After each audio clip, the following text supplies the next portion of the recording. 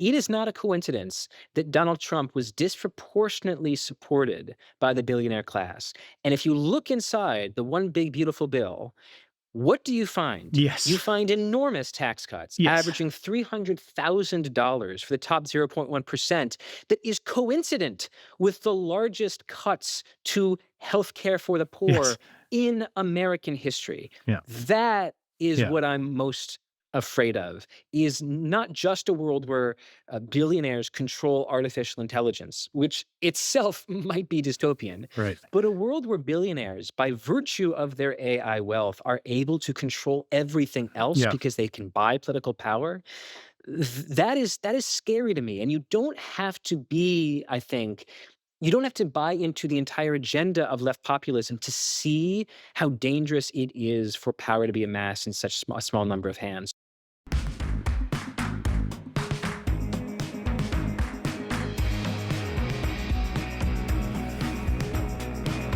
Hello and welcome to Why Is This Happening with me, your host, Chris Hayes. I'm very excited because today we are launching something new and something we've been working on for a while and something I have been very uh, focused on and excited about, which is our new special with Pod special miniseries, with Pod the AI Endgame, which is, as the title suggests, about AI and where it's all going, possibly with, I don't know, the extinction of the human species. I'm hoping that's not the end game that we're headed towards, although there are some people who think that is where we're headed towards. I don't know if you're like me, but I'll just speak for myself here that there's something about the AI discourse that puts my head in like the bad place and puts me kind of into like a defensive crouch or like gets my anxiety neural circuitry firing that there's a sense that I have of scariness and doom that lingers over all of it. And with that is also a real sense of kind of alienation, but some curiosity. And one of the things that I've found in undertaking this enterprise, which is going to run for a number of weeks, is that the more I approach it with curiosity, the more I learn, the more that the kind of visceral anxiety reaction subsides a bit, the more interested I am in just the profound questions around AI, philosophical questions, technical questions, social questions, economic questions, educational and pedagogical questions. Like it implicates so much of our lives, this technology right now. It's so at the center of the discourse. And the more that I kind of approach it with curiosity and the more I talk to people about it, the less I feel like I'm staring down the barrel of a gun and the more I feel like, okay, maybe this just is some big deal that isn't also like the end of everything. And that has given me some comfort. It also made me want, it doesn't mean that I think like, it doesn't mean that I think everything's going to be great or AI is unambiguously awesome. I definitely don't think that. But I think the more I learn about it, the more I'm able to wrestle it into something that I can get my arms around, that I can kind of think about, debate about, learn about. And that's kind of the goal of this series is let's sort of try to actually talk about this thing and what it is and what it isn't and what it could be and what it can't be in a reasoned way so that all of us can kind of come away with a more textured understanding of something that I think often in the discourse is reduced into these sort of very often in the discourse is reduced into these sort of like polar ends, right? That it's going to like change the world for the better and all our dreams will come true, or basically it's going to be the end of human life on this planet. So that's what I want to kind of do with this series. Learn about AI, think about its implications in all sort of different directions, and also try to find some path through the very polarized and very hyperbolic discourse around it. And I thought the first person to do that with, and the best person to do that with, is today's guest, Derek Thompson. He's the author of numerous books, including the New York Times bestseller Abundance, which you may have heard of, probably have. He co-authored that with Ezra Klein. He's a contributing writer for The Atlantic. He writes the Derek Thompson Substack, where he spends a lot of time talking to people in the AI industry, thinking and writing about AI. And he also hosts the Plain English podcast. Derek, great to have you in the program. Great to be here. Thank you. Do you feel the same way about, I'm curious where you like I'm asking an emotional question here, almost Yeah. like a like somatic question, because really this is the thing that I've encountered myself is like there's actually a somatic reaction to it that the discourse gets me in this like feeling, partly because people say like, well, maybe it's going to be the end of human society or every single collar job's going to go away, and that just ends up being kind of a shut off to the other faculties I have. And I'm wondering, do you relate to that at all? Do you feel like you have that at all? 100%. I love that frame, that everyone who talks about AI predicts that it's the end of something. It's the end of days for something, but it's like a Swiss Army knife eschaton. Like Yes, different people predict it's going to be a different end for a different thing. Like totally. if Mark Andreessen comes on the show, he's going to tell you that AI is the end of cancer, right? If Eliezer Yudkowsky comes on the show, he's going to tell you it's the end of the human species. Some people say it's the end of entry level white collar work. Some people say it's the end of coding. Some people say it's the end of writing Writing. take home tests. I could have Yeah. stopped the sentence there. It's the end of writing, period, or And I like semicolon. writing. Like that bums Me me out, too. dude. I've made my living. It's a thing I like. It's a thing I think I'm good at. I don't want to, it feels awful when I think about that. The end of writing. I want to zoom in here because AI is both this sort of bizarrely Manichaean promise of infinite good combined with threat of infinite evil. It is that. But what also makes AI so interesting and frankly very hard to cover is that underneath these enormous, almost biblical predictions, it's also a bunch of very trivial phenomena and trivial annoyances. Like generative AI is the Google summary that you hate or that gets something wrong about the pasta recipe you're trying to put together. Generative AI is the slop that you see on social media. But generative AI is also the radiology readout that finds a breast cancer or lung cancer tumor that a human doctor did not. It's the ability to discover errors in code that a talented and experienced software engineer did not. And so I, like you, have this like visceral reaction to the biblical promises that this thing must be the end of X. When underneath that, what I really want to understand is like, what is it Yes. doing What is it? right now? Yes. Like the future is a big place. What is it doing at this moment? And I will say one thing that's hard about writing about AI is it can sometimes feel a little bit like writing about the temperature of the weather outside, that by the time you finish one sentence, the temperature has changed, and so you have to edit the sentence. It's a really fast moving story. That's what makes it frustrating, I think, to be certain about it, but it also makes it interesting if rather than fall into a place of certainty, you allow yourself to look at AI from a place of curiosity. I think that's incredibly well said. I think, one of the things I've been wrestling with is, and I think I talk about this in podcast a fair amount. It's so striking to me how differently I feel about this than I felt about the internet when I was 15 years old and, got my first ISP connection and, managed to wheedle out of my parents an agreement to pay for this um, fairly expensive for our household at the time.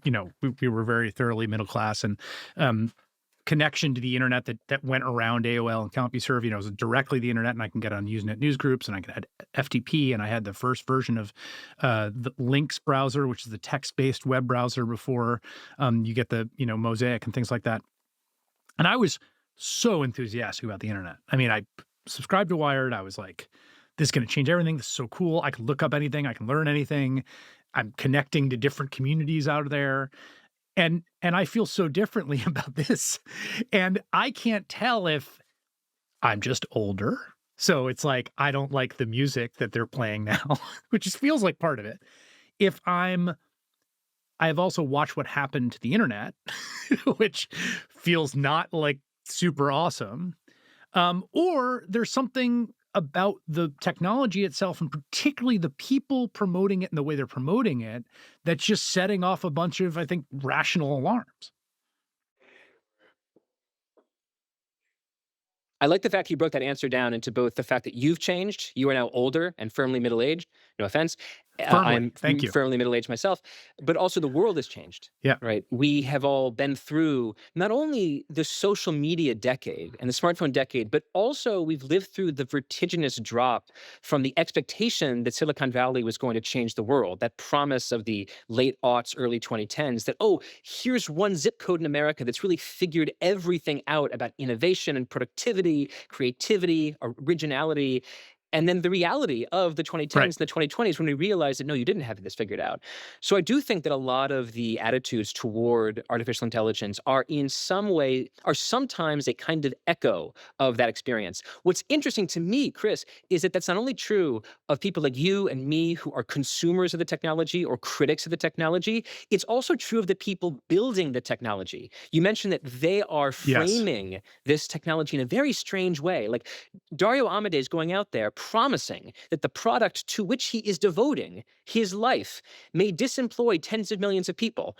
When the hell has anyone ever done this in the history of technology? Like the joke that I tell is like, imagine if like like Johannes Gutenberg in 1560 being like, if this printing press thing really takes off, we could have continental religious wars in Europe that wipe out 70% of Germany's population. Like Gutenberg's not going around advertising his product like that. And like Henry Ford, certainly in the 1910s, is not like, if assembly line technology really kicks off, more Americans could die of automotive industry injuries than in a decade than from entire world wars. Like that is true, but who the hell advertises their product that way?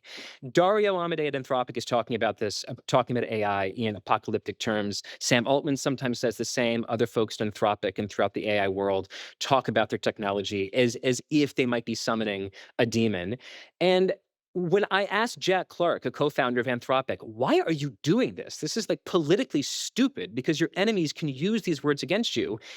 Interestingly, he offered, you take or leave his own testimony, the same answer. He said, we saw in the 2010s that social media companies promised that they would save the world, and they didn't. So we want to raise awareness as to the downsides of our technology as we are selling it. Now, maybe you could say he's being cynical by just, if you tell corporate America, we can disemploy a third of the entry-level white-collar workforce, what you're kind of doing is whispering to CEOs, "Psst, you don't have to pay labor anymore, just pay us for tokens."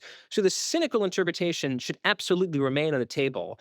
But I think it's very important to foreground this idea that both our reaction to the technology and the way the technology is being marketed I see as the aftershock of Yes. this decade of disappointment with technology or decades of disappointment with digital technology that we are still living in. So let's talk about the employment aspect, because I think as a place to start, to me, the biggest sort of immediate and broad scale question is about what it does to our economy and particularly to employment. That seems like the most immediate and pressing thing. There's a million different things about what it does to cybersecurity, what it does to war fighting, what it does to questions about what a human is and consciousness and all this stuff. But like in the immediate, like right now, Mhm.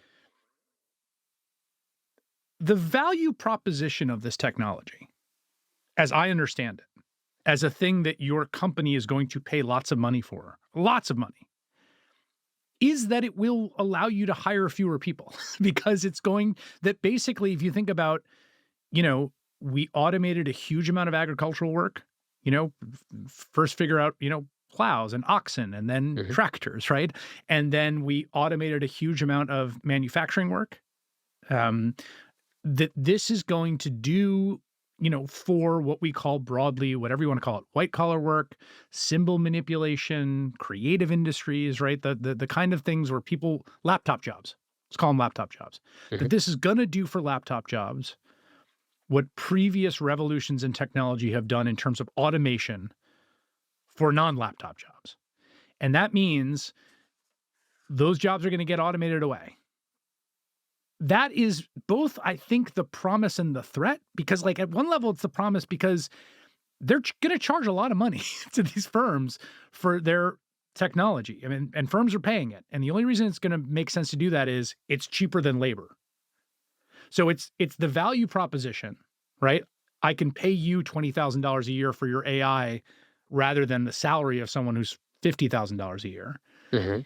And it's also the threat to, if the line that I've been using is, if you think American politics are crazy now, try turning Marin County into Youngstown and Park Slope into Gary, Indiana, and see how that works out. Like, go ahead and do to those parts of American society and geography what has been done to blue-collar industrial towns, and watch how absolutely nuts American politics and society gets. So I guess the first question is, like, how plausible is that story to you about the kind of mass automation, the disappearing white collar jobs, what the scale of it is, how realistic it is, what time, what the timeline would look like? This is a big and very difficult question because, in a way, what you're asking me to do is to describe at the level of the national economy a scenario that has never happened in the Right. history of capitalism, which is that a new technology not only automates and augments human labor, but permanently displaces something like 10 to 20% of the labor force, not just one sector, the labor force. So, one very quick and dirty history of economic history reaching back to the late 1700s is that 40% of American workers used to work on farms, and now it's only 1 to 2%. But we don't have fewer jobs than the late 1700s, we have more. Right. And in the 1800s, early 1900s, 30 to 40% of Americans used to work in factories in manufacturing, and now it's only closer to 9 or 10%. But we don't have fewer jobs than in 1890 or 1920. We have many more. So one way you can tell the story of those revolutions is that we wiped out certain categories of work. But another way to tell it that I think might be a little bit more accurate is that we made certain sectors so productive, but continued to grow the economy. And GDP, gross domestic product, is equal to gross domestic income. So if the same amount of money is being spent and earned in the economy, but you're making some sectors more productive, that means ipso facto that the money is flowing into It's got to go other somewhere. Yeah. sectors. Right. It's got to go somewhere, unless there's a world in which like it all goes to a handful of billionaires and they just sit on it, which has a bunch of strange implications for like interest rates. We don't have to get into that. Yeah. But the point is, if there's more and more money in the economy that is being spent, it has to be spent on something. So maybe in some world, all the coding jobs are replaced, but all the people who would have become coders become, yoga instructors, and the Right. price per like yoga class just goes through the roof because everyone's richer, can afford it. That's a story that could be told, but it's important to tell the more abstract story here, which is, despite all these confident predictions, that we are, remember the first answer that I gave, at the end of history, at the end of economic history, where all of the themes are going to be broken and all the jobs are going to be permanently destroyed, it's possible that we are still, I would wager that we are still in history. In which case, jobs that decline in one part of the economy are likely to be created in another part. And that's my first answer. But I have one other frame just to give you, because Yeah, I think it's please. important as a means of suggesting that there are multiple ways to look at this problem. And I call this sort of module horses versus spreadsheets. So, one model of thinking of what technology does to mammals, let's say, is that it makes them better and better and better and more productive, but ultimately it wipes them out. And that's the story of technology plus the horse, right? We invented saddles and we invented spurs and we invented all sorts of technology that made horses more productive. And then we invented the internal combustion engine and the tractor and the population of horses. I'm sure there are graphs that people can look at. It's really astonishing. The population of horses on farms and in cities to move people around just plummets by like 90% between the early 1900s and Yeah. 1930s. So that's one thing that some people predict AI is going to do. It's going to treat us like horses. But there's another technology that you can look at, which is spreadsheets. In the 1950s, 1960s, only a handful of Americans worked with spreadsheets. And so with the invention of digital spreadsheets like Excel, one might naively, simply looking at the horse example, say, oh my God, we're going to replace all the spreadsheet workers. But we didn't replace all the spreadsheet workers. We all became spreadsheet workers. Right. Like, you can't go into an office and find Congratulations. someone on a computer who doesn't have Excel open in some tab, even if they hate it deep down. It became a part of the DNA of modern knowledge work. And so there's an alternative future to hold in our mind here, Yeah. which is not artificial intelligence wiping out knowledge work, but rather artificial intelligence becoming a kind of steroidal Yes. Microsoft Office, a necessary line item for knowledge economy, white collar companies that they have to pay a lot for, but they arm their employees with it to make them more productive, to increase revenue, to increase profit, rather than simply use them to replace all of the 20-year-olds with just machines that are running all day. So the truth could live somewhere in the middle, but I just want to offer that as two No, very different ways of thinking about how technology can implicate a mammalian labor force. yeah, I think that's really clarifying. And I think there's this term that a Princeton professor I saw used that has been sort of knocking around my head where he said that he thinks AI is a normal technology. And I Mhm. think it's sort of a useful term in that sense because, um, and I think he means it in the context of spreadsheets, right? What he's trying to say, and I think what people are saying is like, in economics, there's a thing called the lump of labor fallacy, which gets to your point, which is if Yeah. you take everyone off the farm, then no one's going to have work. Of course, it turns out they do have work. Economy grows. We find new things for people to do.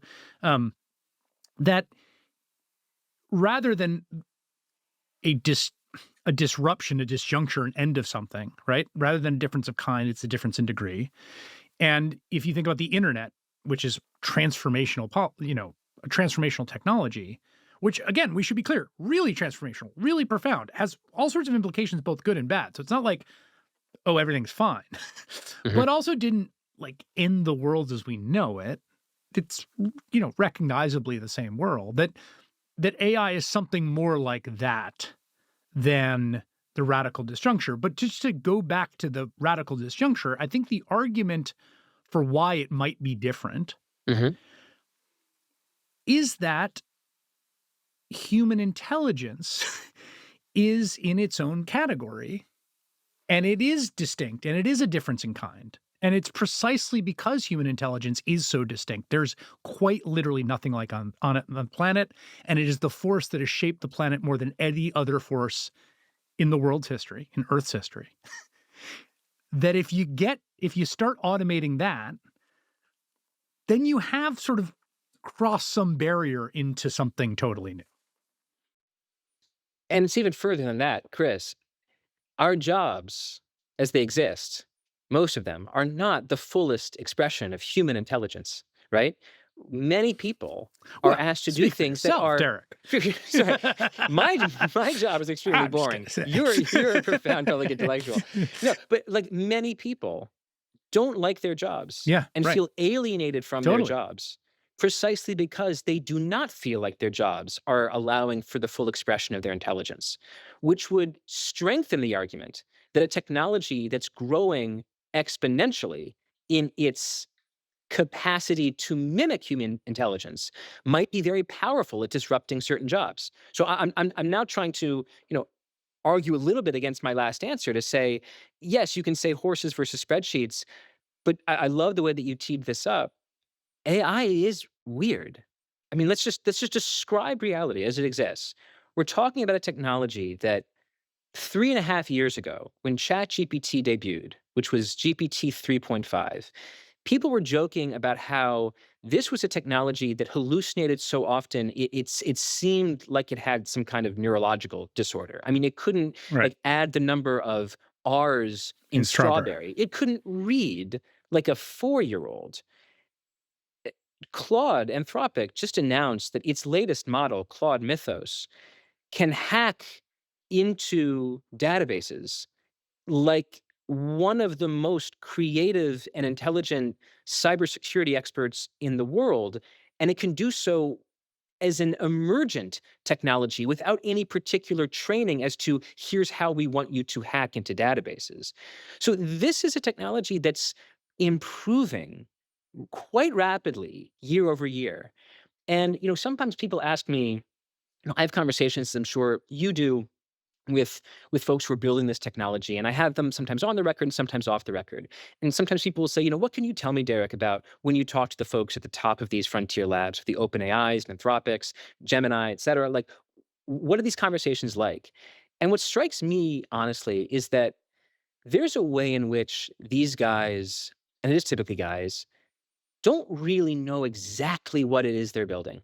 They don't know exactly what's behind the door that they're planning to open 3 months from now, 6 months from now. And that is different than a car. That is different than Microsoft Excel. That's different than an Yep. internal combustion engine. Like, Mercedes and Ford knew quite well what the car was capable of if you improved the ICE a little bit year after Yep. year. That's very different than taking a technology that in 2022 is very good at writing Shakespearean sonnets about what happens if you get a peanut butter and jelly sandwich stuck in a toaster, which is like what these people were all doing when ChatGPT first came out, versus now, 3.5 years later, the leading models are being withheld from consumers because they're seen as so dangerous in the realm of cybersecurity. I do think it's important to say that, yes, there might be aspects of this technology that are quite normal. And I think we can only evaluate what this tech will do to the economy by looking at historical analogs. There's nothing else in the future to look at.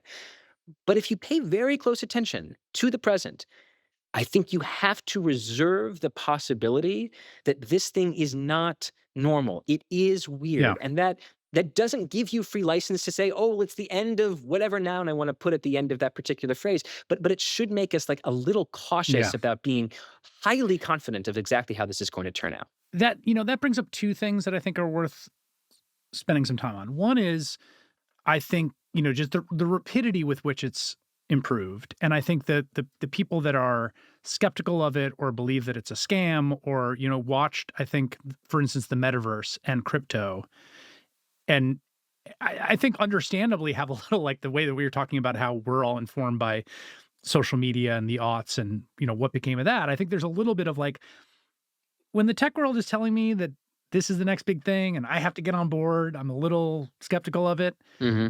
One of the things I say to people about that who have that posture is like, in all the conversations I had about crypto or the metaverse, no one could ever answer the use case. Like, what does it do? Hmm. With AI, you can answer the use case. Like, there's a lot of stuff it can do, is already doing. There's stuff I've been using Notebook LM for book research. I say, oh, right, there's this guy, what's his name? He's one of the suspects in this case. Give me everything on him again. Here he is. And now here's his name. Here are the key, and here are links to your sources. Nothing could do that 6 months ago. Like, there was no program that I could ask to do that with. It's very obviously useful technology and very obviously getting better very quickly. That's all true, but can I complicate this in a way that might undermine my position? Um, there's a lot of people that it's not useful for as well.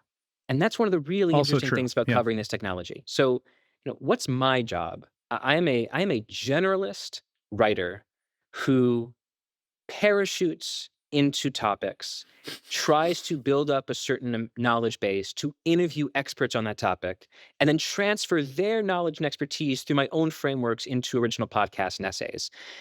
AI is fabulously useful for me Yes, for right. It's working through tailor-built. papers. I mean, I'm very interested in science and biology.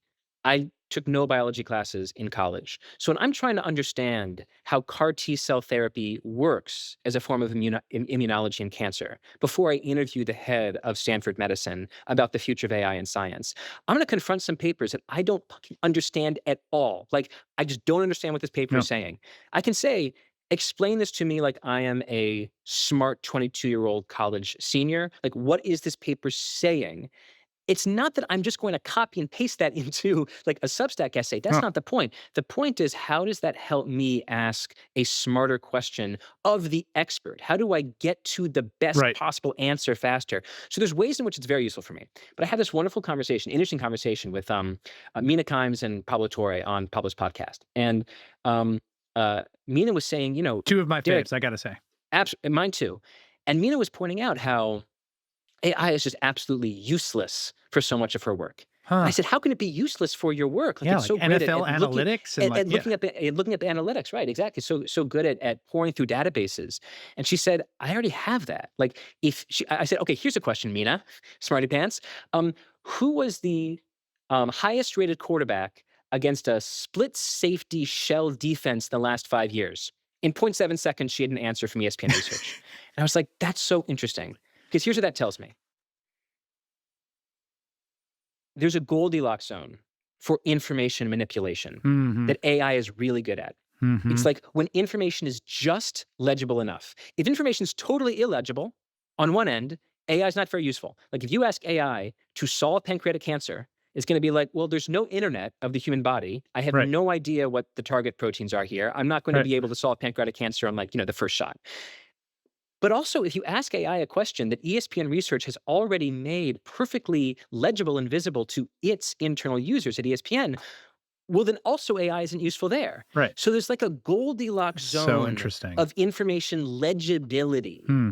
where AI is really useful. And not every job Right. lives in that Goldilocks zone. And I think that explains why, for me, and I wonder if this is also true for you, AI can be so difficult to explain in terms of its use because Mhm. it's not like a light bulb where you turn it on and it's the same lumens and watts for everyone, and everyone can Mhm. like point at the light and be like, that is a harsh blue light. It's like a light bulb that if one person tries to turn it on, it provides no light. And if another Right. person tries to turn it on, it provides 10,000 watts. And so I think I try to be humble when I am talking to people about AI being really useful for someone whose job is like me, because there's not so many people whose job is like me. There are coders, there are information dilettantes like me, but like people have different jobs. And I absolutely believe that for some jobs right now, the information they need is either not legible enough or too legible for AI to be right in the zone. That's a really, really, really great insight, and I think also leads to the fact that, like, it's true that the discourse makers are kind of the people most adjacent to what AI is good at. Like, when I'm talking about book research, right, that, like, I'm finding for book research, again, in a very kind of controlled way, not like just going to Claude and being like, what happened here? It's like, no, like, here's a bunch of sources.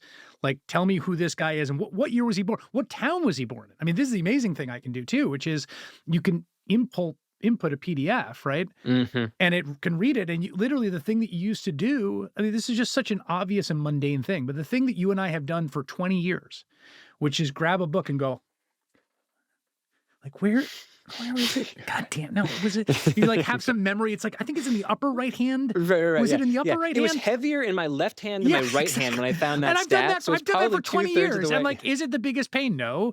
But if you can automate it away, does that make me Right. more productive? Absolutely. And so when I can go and say, wait, what year was this? What town was this guy born in? I'm not, Yeah. and it says he was born in this town. And here's the link in the PDF so that I'm not hallucinating. I go to the PDF. So yes, the idea that people who are discourse adjacent and discourse makers are and are right in the sweet spot of knowledge legibility Yeah. for the technology, I think is incredibly smart, because I think it also, and the other group too, which you mentioned, is coders, right? The other group, the other thing it's clearly very good at, like indubitably excellent at, which makes a lot of sense when you think about how it was trained and who trained it and who's doing it, is coding, right? Mhm. And those are the other people who are running around being like, oh my God, this thing's incredible. And Anil Dash, I thought, made this really smart point, and I've heard this from coders, right? Which is that the amazing thing for them about Claude Code is that there's sort of two parts of coding. There's the like high level reasoning, the really fun, intellectually rewarding stuff. And then there's the kind of grunt work. Mhm. And I had a friend who's a brilliant engineer who I've known since he was 19 years old, and actually met the first day that we went to CS class, at our freshman year of college. He said, the way I used to code is I would high level thoughts, stop, do the grunt work, high level thoughts. He's like, now it's just the grunt work's just being done. Mm. And I'm just like in this zone, just doing the most fun stuff all day. And I was like, wow, that does sound pretty Mhm. amazing. But again, I think that may be specific to coding, at least for now, and maybe not generally applicable for everyone else. I also think, and I don't know if you want to go here right now, that's not a harmless offshoring No, of work. I no, am not a because coder, no. and I did not go to a CS class either my freshman, nor sophomore, nor junior year. So I cannot speak to coding specifically and the grunt work of coding. But let's talk a little bit about the grunt work of writing that I know you and I are both quite familiar with. Um, if you just have AI do the grunt hand-to-hand combat of fixing individual sentences within a complex passage. You might finish that passage faster, but it is in the hand-to-hand combat of turning a C plus paragraph into a B minus paragraph, into a B, into a B plus, into an A minus. That's what thinking That's what thinking is. is. That is what taking an idea and wrestling it to the ground and understanding it and compressing it is. It's working with bad writing to make it better. And there is no question to me that a lot of people, especially young people today, are incentivized to take the easy way out. They know that if the essay about, the early history of the Habsburg Empire is assigned, yeah, they can do the reading, but it's frankly more fun to look at TikTok and talk to their friends, and so they're gonna ask ChatGPT to write the essay for them. And over time, I think that absolutely is going to have I'm very concerned about the implications of a human population getting dumber coincident Yes. with a Oh, yeah. silicon intelligence getting exponentially smarter. That Well, that that feels a little early 20th century well, horse to okay. me. Yes, and let's sort of talk about historical analogs here, because I want to come back around to this point. I just want to put a pin in this sort of non-normal technology, because I think there's a historical analog to come back to. But to stay with this, right? I think about this all the time because writing is really important to me. Okay? I think writing is really important for thinking, like you. But also, it's a thing I love to do. It's a thing I've done for a long time. It's a thing I genuinely derive like joy and satisfaction from. There's some people. My wife Kate jokes that I'm the least tortured writer who's ever. Like, I I am. I write. I can produce a ton of copy in short amounts of time. My day job currently requires that every day we we do a show. That show has scripts. Those scripts are getting generated every day, day after day after day. Like, I like doing that. But then I think about the fact that I think about writing, and I think about my own personal connection to it, right? At an emotional identity level. And then I think about like handiwork, okay? Like, there was a time when, not to overstate things too much, but just about every man, say our age, had a certain set of things that they could do vis-a-vis like building stuff, fixing things. Go read Little House on the Prairie, and it's like just the most mind-blowing thing. They pause just from scratch, constantly, doing a million different, very technically difficult things that I'd be Mm. dead. I would have died, right? In that. So there's an example of there was a set of skills that people had to have that were broadly people had them. And then the technology made it so you didn't have to have them, technology and wealth in combination. And Mhm. occasionally I'll have this experience. I'll be around a like 70-year-old dude who is that person, right? And I'll like mention something in the house or mention getting something fixed, and I'll see a Mhm. look on their face of like, you could have done that yourself. Like, Mhm. like, really? You had to hire someone to do that? And I think about if that's gonna is that me with writing? Where Mm. like when I'm 70, right? Uh, and someone says I had, Claude or whatever generate this thing, and I'm there like, come on. Back in my day, Mhm. we would we'd take the fridge apart and figure out what wires were wrong. It's like, buddy, Mhm. I don't got time for that. I'm hiring someone to do that. And like, is that so harmful? I don't know, but I have like, that's a specific set of skills that did exist broadly, that are kind of cool and interesting, that probably did teach you something about the world, that went away because of technology and money, and that I don't have now broadly. And I just wonder if writing ends up in that same category.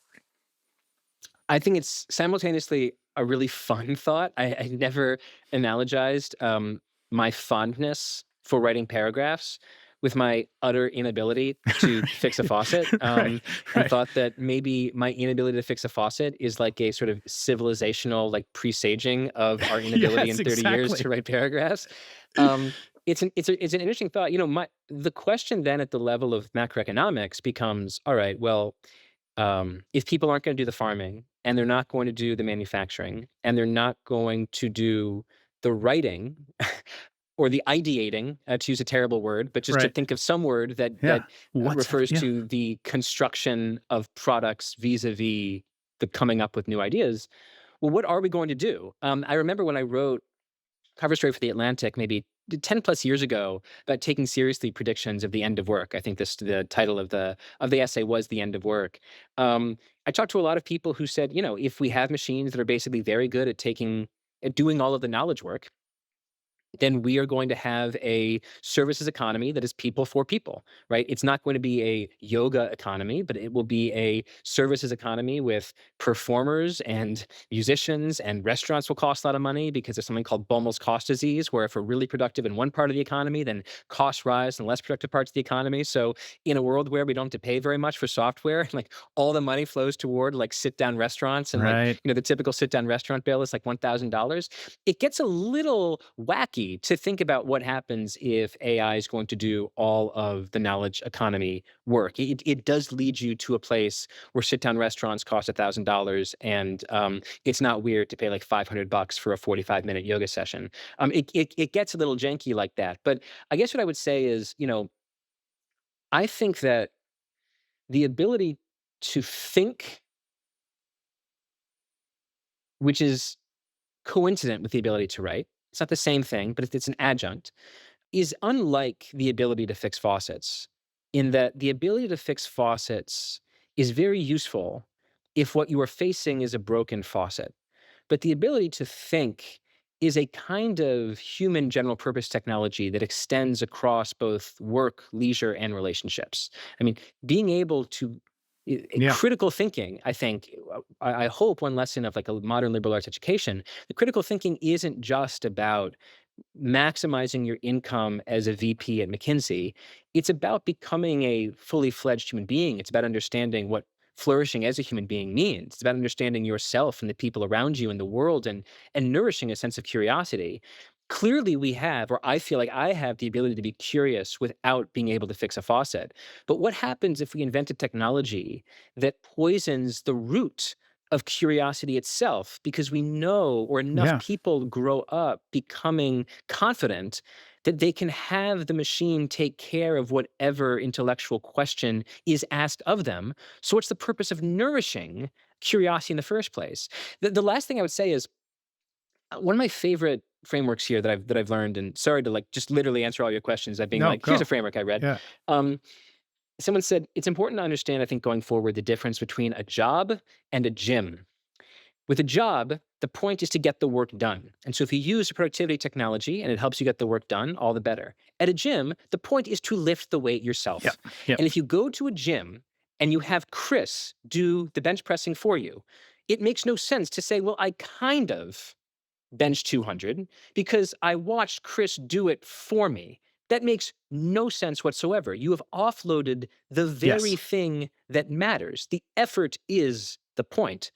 And I think that there are some human endeavors where the effort is the point, the difficulty is the point, and a technology that allows us to take the easy way out over and over and over again, I think is going to be more poisonous than the modern ability to hire a handyman to fix the I proverbial faucets in our I life. I totally agree with that. Two things. One, 225 for the record. Personal max right now, Good for you. just to get that on the record. And number two is, yeah, it's funny because I made exactly that joke about, you know, people using Claude or ChatGPT to write papers, is that it is hiring a robot to work out for you at the gym, Mm, right? Like the college is in the gym category, right? You're mhm. you're training something. You're trying to get muscles stronger. You're trying to alter parts about yourself and grow them, and be a different person than when you walked in the door. And if you're hiring a robot to work out for your gym, that's not going to work. And if you're getting someone to write your papers, but all of this comes back around to me, the weirdness of the technology, right? Which is the thing that ends up being inescapable in the discussion, because it's different than normal automation, right? We have to go to Mhm. the gym because we're talking about the physical body here. We're talking about the mind, and and we're always searching for analogs. And when you talk about the kind of that thing you referenced before about the people making it don't quite know what's on the other side of the door, Mhm. that to me is why the other analog you see people reach for. And again, we're sort of banding about frameworks precisely because it's all we can work with, right? Mhm. Mhm. Is the nuclear arms race, right? Yeah. And I think, once that was said to me and people inside Silicon Valley use it, it it's quite evocative, because they weren't quite sure what they were dealing with and they weren't quite sure what its effects would be.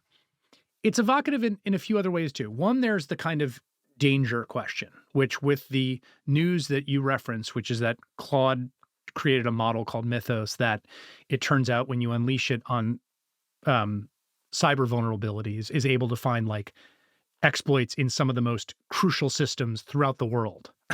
um, Mhm.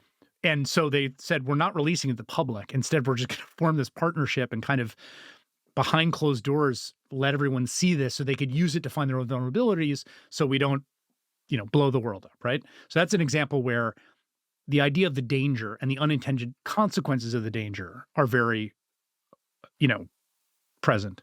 And then the second way that I think the nuclear question I think is really interesting is if you go back to the 1940s and 50s, there was a discourse then that is similar to the AI discourse now, which was this has never been done before.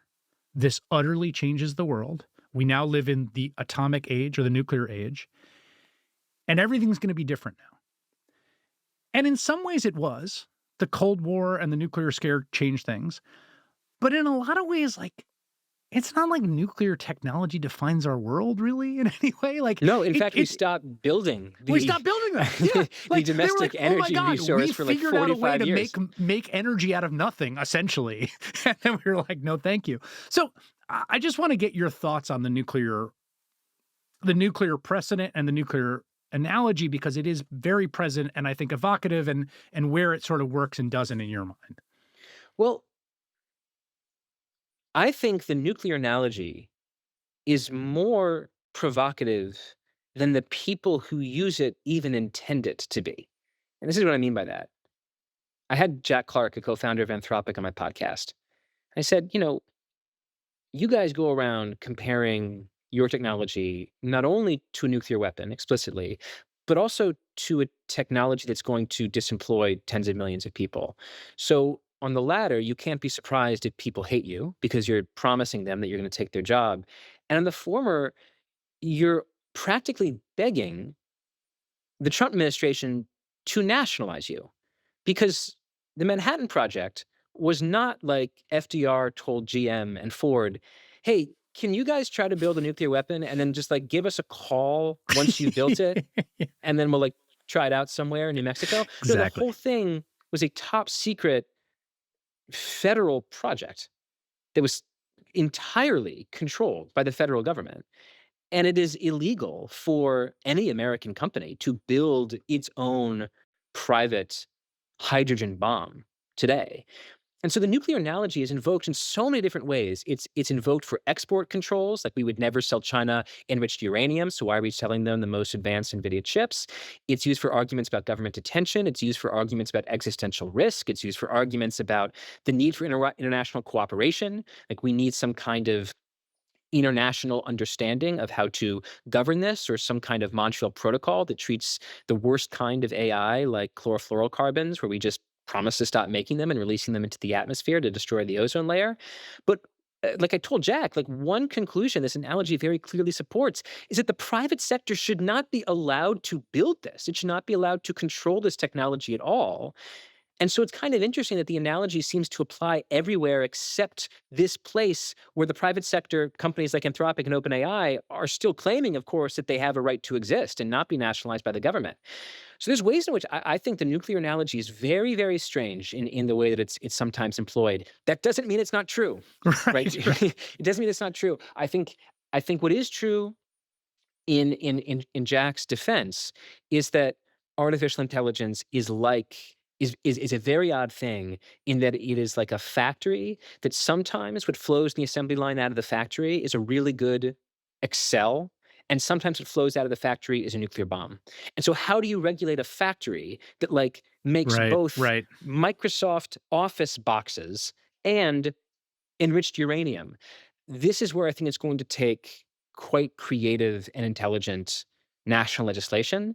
And this is where I am most hopeless Yeah. because our federal government or our legislature certainly is a supine possum that does nothing and lets the kingly executive branch just walk all over it and occasionally get told no by the judicial branch. So it's very, very difficult to imagine how this problem is solved at the legislative level. But I don't think the states are going to fix this. So I do think that eventually we need national legislation for the kind of technology that is clearly going to roll off of these assembly lines. Like it's moving fast enough that, again, in 3.5 years, we went from a technology that was kind of laughably bad at hallucinating to a technology that now is hacking into and discovering vulnerabilities in some of the most important cybersecurity systems in the world.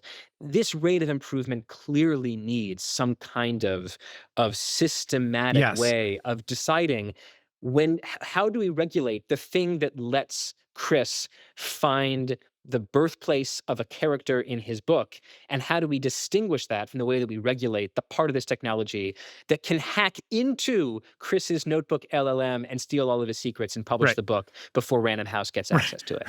Right.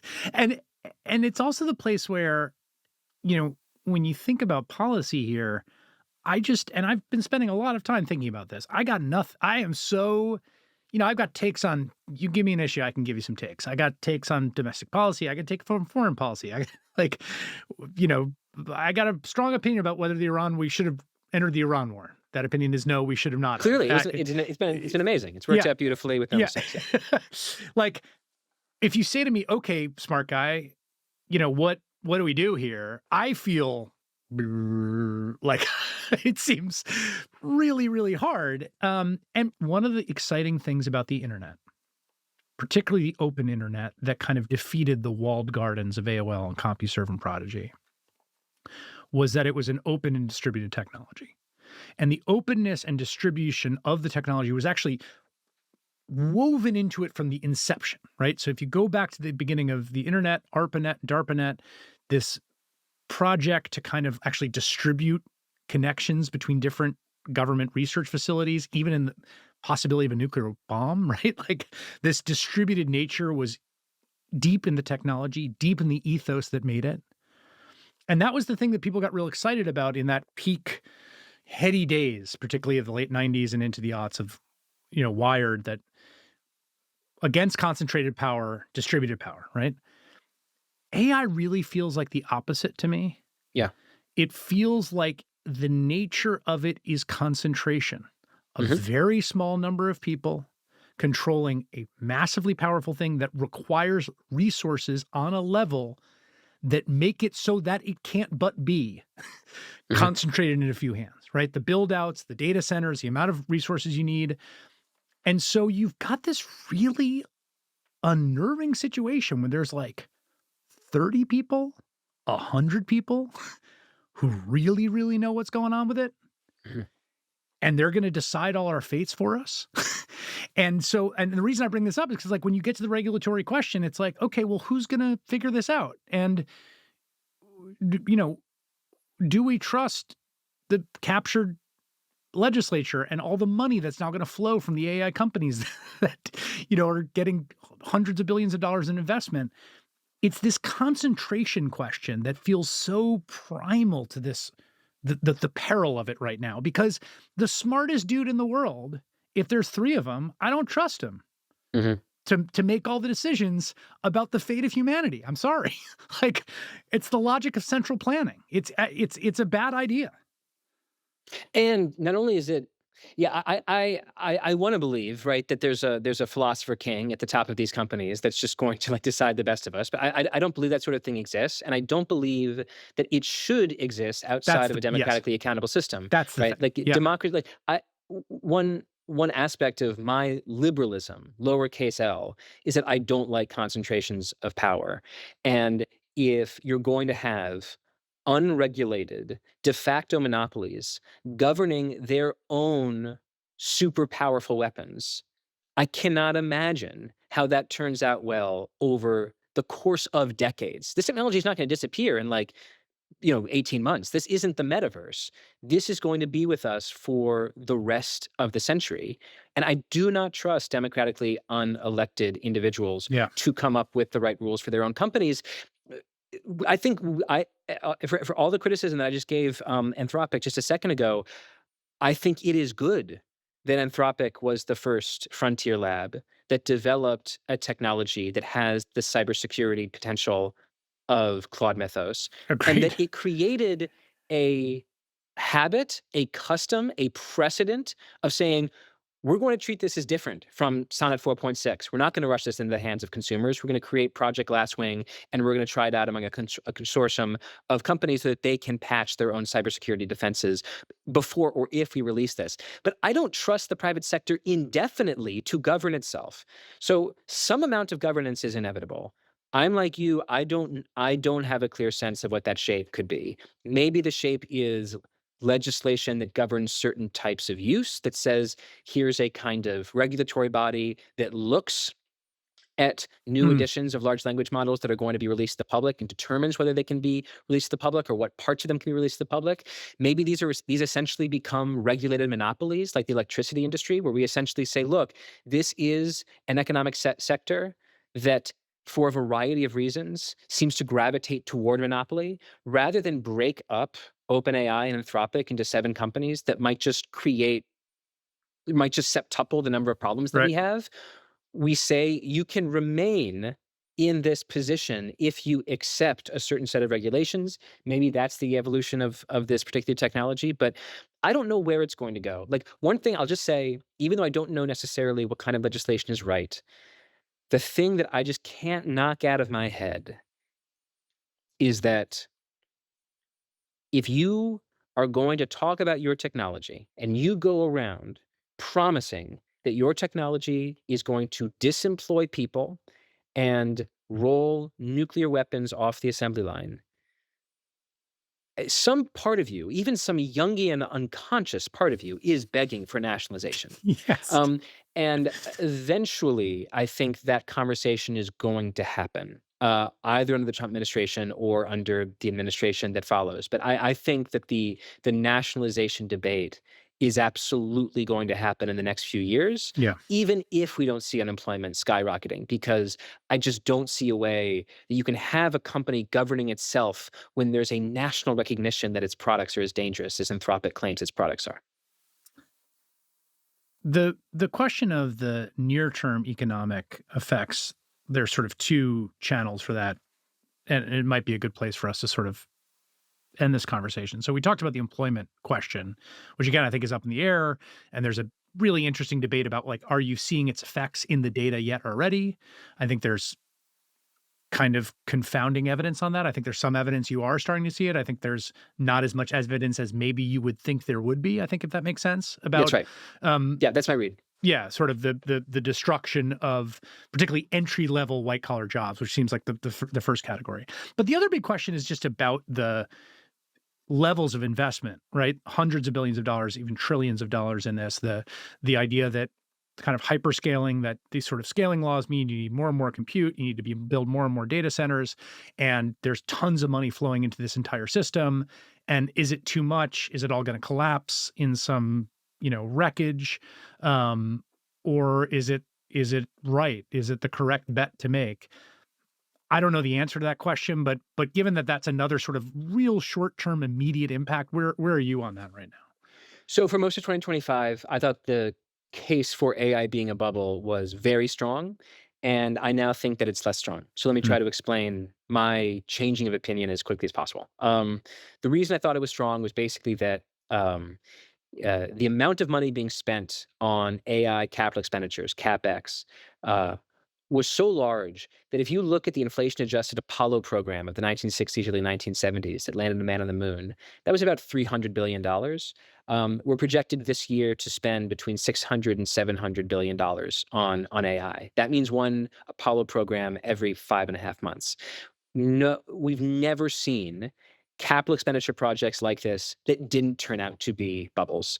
This is akin to broadband capex in the late 1990s, early 2000s. That was the dot-com bubble. This is akin to the railroad build out of the middle, late 19th century. That was not just one bubble, that was like three or four different bubbles, creating the Transcontinental Railroad, and other sort of arteries that came off of it. And so basically, the idea was we've never seen any infrastructure mania like this where supply didn't dramatically outrun demand. And if supply of fiber optic cables or railroads outruns demand for using fiber optic cables, or putting material or human beings on those trains, what you've got is typically a debt fueled bubble. The reason I've changed my mind is that I think in the last few months, the story's meaningfully shifted from fears of a demand shortage, not enough money coming into these companies, to fears of a shortage of supply. That is, consumer demand for AI right now is so white hot that the hyperscalers literally cannot keep up. You have Anthropic, in particular, rationing customers, and debasing their own models because they can't provide enough compute for all of their customers at the same time. And some people might, listen to this, might say, that can't be real. I don't know people who are working with technology that much. There are just a lot of sort of what are sometimes called like token maxers. There are a lot of individuals and a lot of companies, especially around software, that are spending tens of thousands of dollars a month on tokens for AI, and they are straining the already enormous supply of compute already. Anthropic, for its own part, has roughly quadrupled its annual recurring revenue from about $8-9 billion to mid $30 billion this year, especially after the release of Claude Code. We're talking now about like probably the fastest growing company in the history of modern capitalism. Really hard for me to see the level of supply scarcity and this level of revenue growth and also say, oh, we're clearly in a bubble. This is not what the railroads looked like in the 1860s. This is not what the dot-com boom looked like in the late 90s, early 2000s. This seems to be different. Now, it's absolutely possible there could be individual losers in this system whose Yes. Yes. individual In fact, companies whose necessarily. Yes. values are bubblicious, right? Yes. Right. So Yeah, like it's totally. of course possible that like some of the companies building these data centers will go bust, or that OpenAI could lose to Anthropic and it's currently valued at 1 trillion, and in the future it'll only be valued at like 300 billion, and people will point to OpenAI and say that was a bubble. But that's different than saying that the technology writ Right. large is not seeing demand keep up with supply. Right now, in a weird way, we're seeing the opposite. And so I've updated my opinion to basically 55-45%. I don't think this is a bubble. So the one thing I would say in response to that, and again, we have on this series people on both sides of this question, including like, the most extreme voices who are like, this is all going to crash in tears, because I think it's sort of useful to sort of hear the Cassandra case, and the most bullish case, and sort of everything in between. The only thing I would say about that, and I think I broadly am sort of in line with you, is that the one wrinkle is that no one's paying the actual price for their demand. So like that is kind of a big part of it. So right now it is the phase where everyone's getting it discounted and subsidized. When you go to Google, I mean, it's crazy to me that, this automated, they're giving you this automated AI response to a question of like, where's good sushi in my neighborhood, when the traditional Google answer is like one Fine. hundredth of the compute and the power and the cost. And Right. they're like, here's a $10 answer that we're bearing the cost That of. saves you 0.3 seconds, Yes, it saves if you at point all. that Right, we're yeah. paying for out of pocket, Right. right? Because we want to get you on it. So it does seem to me that the wrinkle in that story about demand is that even, enterprise clients of Claude are not paying the true cost of the tokens. And if they were, the demand might just be not, might be lower. That's true. The tokens are also, I think, going to get cheaper. Yeah. And We should say uh, tokens are basically like a per word cost like of, like a unit of use, right? yeah, right. Uh, the economics of the token industry are going to change. But what I would say to the idea that we're not paying full freight is there are examples of rather successful, profitable companies Totally. that Yes. subsidized their products for a while before they achieved the kind of scale that they currently have. Amazon Yes. lost money for years, Yes. decades before it became what is now what a $2 trillion company that is Right. Right. clearly and consistently profitable. I joked, I remember in an article for The Atlantic about an idea that I called, I think I shared the coining with Kevin Roose at the New York Times, the millennial consumer subsidy. This Yes. idea that if Exactly. you were a millennial resident of an urban area, all these companies you were interacting with, whether it was Casper, Uber, or Lyft, they were all subsidizing their costs. Like venture capitalists were essentially picking up like a Yes. third of your tab every time you Yes. like rode in a Lyft. But look at Uber. I mean, Right. it's a profitable business now. They reach scale, and people continue to pay a little bit more for a service that they value. So I could absolutely imagine a world in which white collar companies have a line item of tens, if not hundreds of thousands of dollars Yeah. for all of their workers' AI assistants. Yep. And that's a world where where if those AI programs are making their workers more productive, then GDP, Yep. their business is growing, which means their income is growing, which means they can afford this superpowered Microsoft Office program that is essentially all of these tokens. So the people who are making this argument that the tokens are being subsidized, they are absolutely right. The tokens are being subsidized.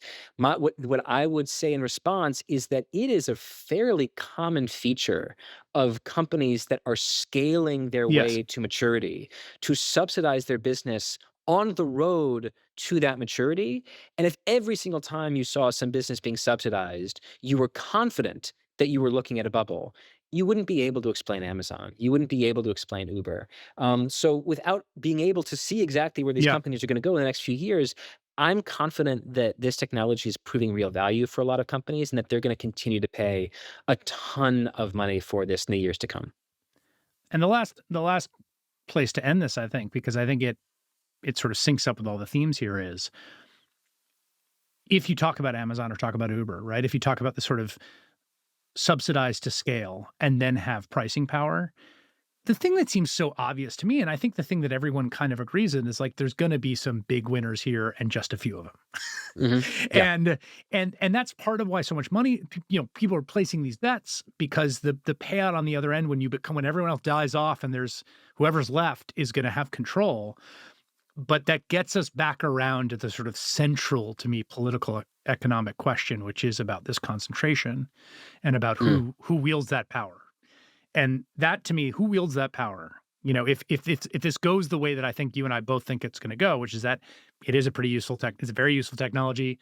It's a lucrative technology. It's a powerful and important technology. A small number of human beings are going to control it. Mhm. That question becomes so primal and so unignorable that I think you're Yeah. right that it just forces its way to the front. And I want to be clear. I think that is scary on its own merits. Like Yes, take right, AI out of the exactly. picture. Yes. I I am not anti-billionaire. I am fearful of a world where billionaires amass so much wealth that they can easily pay for power. I think just in 2024, the statistic that I read is that billionaires accounted for something between 10 and 20% of all campaign donations. Clearly, as the top 0.1% amass a larger share of total GDI, gross domestic income, their ability to influence political debates gets very, very powerful. Mm, And they tend to be pretty savvy with their money. They might not all be political geniuses. We've certainly seen some of them fall on their face, but they do tend to be pretty savvy with their money. And it is not a coincidence that Donald Trump was disproportionately supported by the billionaire class. And if you look inside the one big beautiful bill, what do you find? You yes. find enormous tax cuts, Yes. averaging $300,000 for the top 0.1%, that is coincident with the largest cuts to healthcare for the Yes. poor in American history. Yeah. That is Yeah. what I'm most afraid of, is not just a world where billionaires control artificial intelligence, which itself might be dystopian, Right. but a world where billionaires, by virtue of their AI wealth, are able to control everything else Yeah. because they can buy political power, that is scary to me. And you don't have to be, I think, you don't have to buy into the entire agenda of left populism to see how dangerous it is for power to be amassed in such a small number of hands. So I am I am cautiously optimistic about the technology of AI, but I am not cautiously optimistic about what happens to American politics if the share of total income that goes to the top 0.1% doubles or triples as AI mints a ton more billionaires. Derek Thompson is author of numerous books, including the New York Times bestseller Abundance, which he co-authored with Ezra Klein.